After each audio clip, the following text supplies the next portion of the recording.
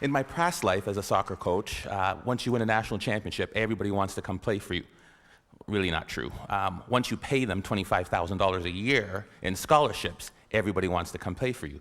And parents would always come to me and they'd say, okay, my son or my daughter wants to come play at your university. What is it that we have to do? What are you looking for? And being the Socratic professor that I am, I said, well, what does your son or daughter do? What do they do really well that we'd be interested in? And typically their answers are, well, they've got great vision. They're really good. They can see the entire field. Or my daughter is the fastest player. There's nobody that can beat her. Or my son's got a great left foot, or really, really great in the air and can head every ball. I'm like, yeah, not bad. But to be quite honest with you, those are the last things I'm looking for. The most important thing, self-confidence. Without that skill, and I use the word skill intentionally, without that skill, we are useless as a soccer player. Because when you lose sight or belief in yourself, we're done for. I use the definition of self-confidence to be the ability or the belief to believe in yourself to accomplish any task, no matter the odds, no matter the difficulty, no matter the adversity. The belief that you can accomplish it, self-confidence. Some of you are saying, great, I don't have it, I'm so shy, I'll never do good. And you start to drag all the way down here. But I use the word skill because I believe it can be trained. And I'll show you a couple of ways in which we do. Hopefully I won't run out of time. I don't use any slides because my speech always goes here, here, or here. So we'll see which way we get to. The easiest way to build self-confidence. There's no magic button. I can't say, hey, this plane is going down. Who can fly it? Put your hand up. I can. I'm confident. Repetition, repetition, repetition. Right? What does Malcolm Gladwell call it? The 10,000-hour rule. There's no magic button. I recruited a goalie from Colombia, South America one year. Big, tall, 6'3" man. He had hands like stone. I thought he was like Flipper. Every time I throw him the ball, down onto the ground. I was like, oh my God, we're in trouble. Simple solution. Get to the wall, kick a ball against the wall and catch it. Kick the ball against the wall and catch it. His goal was 350 a day for 8 months. He came back, his hands were calloused, the moisture on his hands were literally gone. He is now playing in Europe. Magic? No. Repetition, repetition, repetition. The problem is we expect to be self-confident, but we can't be unless the skill or the task we're doing is not novel, is not new to us. We want to be in a situation where we've had so much pressure in that, and what I mean, because pressure builds diamonds, we want to be in a situation where, hey, I've done this 1,000 times. I did my speech, and I practiced in front of the mirror. Hey, I'm sounding good. And then I read in front of my kids and my wife. I was like, oh gosh, got a little nervous. And then I get in front of Glenn Gould. Oh my goodness, I'm a little more nervous. By the time I get to the ACG, where 2,500 people, can't say anymore, right? 2,500 people, where 2,500 people are there, I won't have a single ounce of nervousness because of my ability to practice, right? Over and over and over again. The problem with repetition is, how many of us bail after the first bit of failure? How many of us bail after the first bit of adversity? Edison was on that video. And depends who you ask, there's anywhere from 1,000 to 10,000 tries to build that light bulb. 1,000 to 10,000. J.K. Rowling should be on that video. You know how many publishers she took her Harry Potter book to? I believe the number was 12 or 13.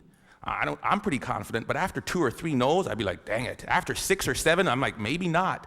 Definitely after 9 or 10, I'd be looking to be a soccer coach or something else beside an author, right? 12 times somebody said no. But practice, practice, practice, and do not accept failure. Maybe it shouldn't be repetition. Maybe the answer should be persistence, because we all repeat something, but very few of us really will persist. So that's one way to build self-confidence. Get out there. Do what you want to do and do not accept no. The other one is self-talk. We all have a self-talk tape that plays in our head. Anybody go shopping and put on a pair of pants this week? If you're a woman, the first thing that always comes, damn, I look fat in these pants. And if you're a man, it's the opposite. Oh God, I have no muscle, I'm so flabby, right? We all have this tape that plays in our head. As a student, if they asked me the question, it was like, oh, gee, please, professor, don't pick me. I don't know the answer. I look down, right? If you're let me tell you something, and the VP of Business Admin is here, so I shouldn't repeat this, but when they hired me as National Athletic Director, I sat in an architect's meeting, and I am about as dumb as a post when it comes to anything to do with numbers and angles. And they're like, the fundibulator valve of the architectural, what do you think, Dr. Joseph? Let me look into that for you and get back to you. Right? I was sitting, oh, God, please don't ask me. Please don't ask me. We all have this negative self-talk that goes in our head. Guess what? There's enough people that are telling us we can't do it, that we're not good enough. Why do we want to tell ourselves that? We know for a fact that thoughts influence actions. We saw it there with the video Dr. Levy showed. Right? We know that our thoughts influence actions. Why do we want to say that negative self-talk to ourselves? We need to get our own self-affirmations. Muhammad Ali, what was his self-affirmation? I am the greatest. Who else is going to tell you? There need to be quiet moments in your bedroom, quiet moments when you're brushing your teeth, that we need to reaffirm, I am the captain of my ship and the master of my fate. That is my affirmation.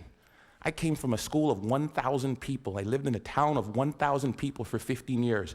There's no reason that I should be in charge of an athletic department building Maple Leaf Gardens. But I am the captain of my ship and the master of my fate. If I don't say it, if I don't believe it, no one else will. How do you build self-confidence? Get away from the people who will tear you down. There's enough of that. Muhammad Ali, I am the greatest. There is no one better than me. It's a difference between hubris and ego and false pride. It's just reminding yourself in quiet, silent moments. I put it down on a list. It's right beside my mirror, right? About all the things that make me who I am. Because I make enough mistakes, and the newspapers will recognize it, and people around me will recognize it, and they'll tear me down. And pretty soon I'll begin to believe it. There was a time when my confidence was really low. There was a time when I took this job, when I came from Iowa, I don't know if I could do it. I had to bring out my self-confidence letter. A letter I wrote to myself when I was feeling good. Ivan, congratulations on getting your PhD before 40. I am 40, under. Congratulations on winning a national championship. Good job on raising 3 good kids and marrying the right woman. I wrote a letter to myself. It was my own brag sheet, my own letter about the things I was proud of.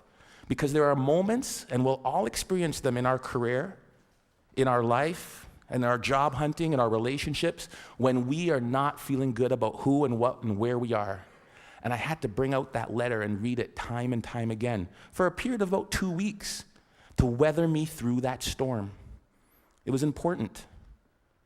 Stop the self-talk, the negative self-talk. If you'll watch, you'll see some athletes, they'll have a little bandage or a little brand around them. Lance Armstrong's a perfect one. What's his self-affirmation? Live Strong isn't a brand. It was to remind him of who he was. Live strong. Then it came a brand. He would move that from one arm to the next arm when doubt and fear came into his mind. Live strong. Put it on there. Let's go. We'll all have it. Replace it. 2 ways to build self-confidence. Worried about my time, I'm going to tell you of one way that you can build self-confidence in others. We are coaches and educators. We are teachers. We are people who will create value in the world. And in doing that, we are critical by the nature of what we do. I am a coach. I want you to score a goal. Ball went over high. Dang it, the ball went high. Thank you, coach, I know that. Feedback tells me that. So what do? I need you to put your elbow or here. I need you to put your knee over the ball. I need to follow through. Boom, land, great. Notice I never made it as a professional. What can we do?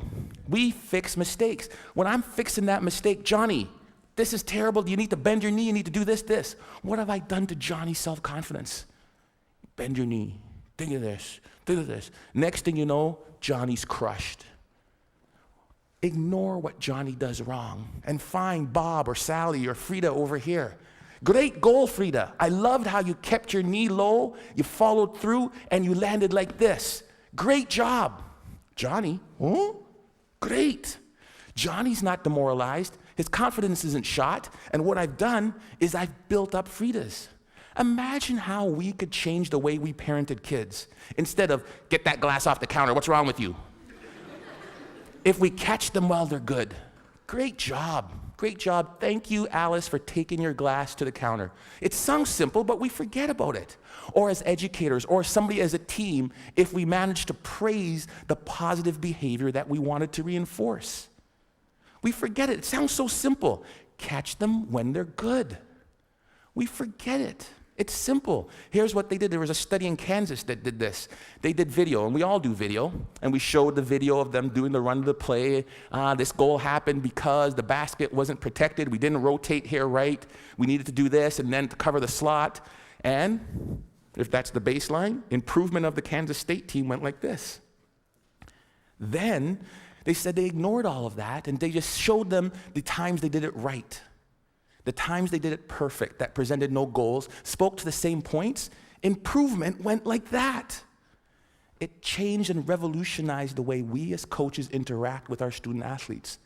We can apply that to the business world. We can apply that to our student group works. We can apply that to our management teams easily.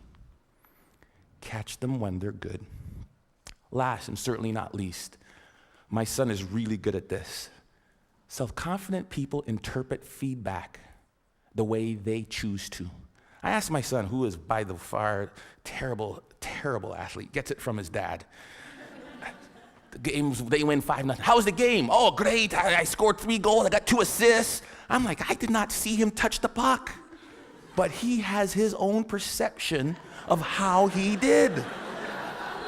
I love it, right? I'm that guy. I'm like, I remember when I was taking when I met my wife, it was in the Commons.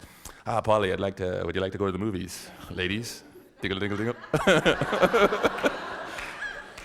And she goes, no. I ask her again, because I think that she just hasn't seen me in the right light. Maybe that's not the wrong shirt on, right? Because I'm interpreting that the way I want to interpret it.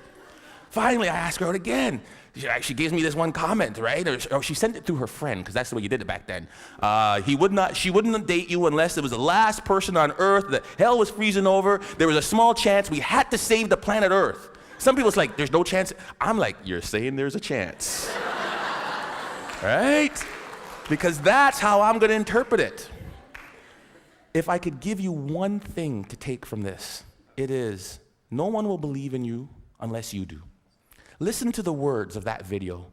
Here's to the crazy ones, the misfits, the rebels, the troublemakers, the round pegs in the square holes. We're supposed to be different, folks. And when people look at us, believe in yourself. Thank you.